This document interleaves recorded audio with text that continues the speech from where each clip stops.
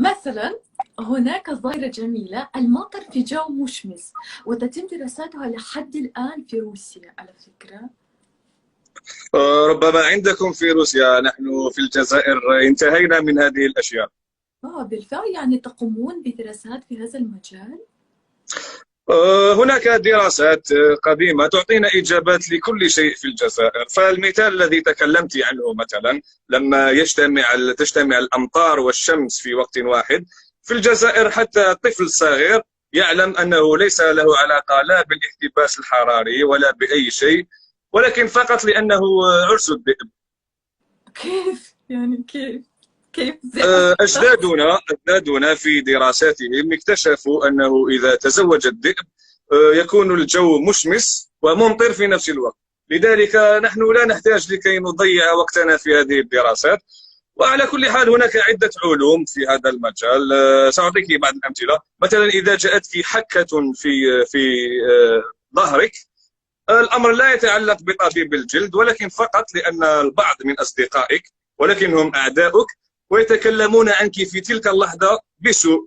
إذا كانت الحكة هنا يعني في وسط الظهر، ومثلا إذا كانت عندك حكة في يدك اليمنى، معناه ستدخلك أموال هذه الأيام، ربما ورد، ربما أموال سلفتها لأحد الأشخاص سيعيدها. وإذا كانت في اليسرى؟ مشكلة كبيرة، معناه أن مصيبة قادمة. وطبعا أنا لا أتكلم عن فراغ، هذه أبحاث قمنا بها في الجزائر، وسنعمل على تطويرها إن شاء الله وعلى تصديرها لكل العالم، بداية بروسيا الشقيقة.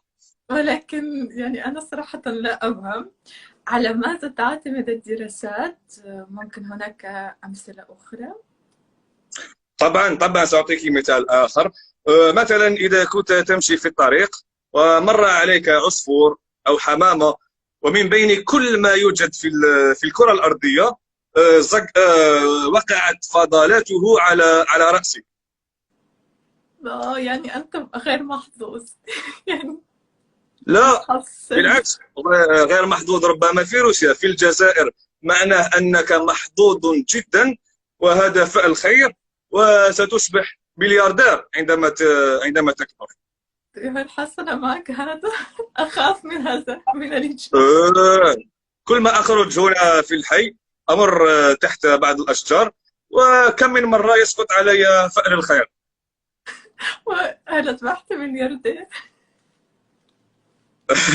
لا، ليس بعد على كل حال، ولكن لماذا؟ علميا، لا، علميا يجب الإشارة إلى شيء مهم. دائما عندما يأتي فأل الخير في كل الحالات أحس بحكة في يدي اليسرى. لذلك المليار يدخل من هنا، وفي نفس الوقت تأتي المصائب ويذهب المليار. وهذه يعني دراسات قمنا بها في الجزائر، أنا أتكلم علميا يعني. علم نور.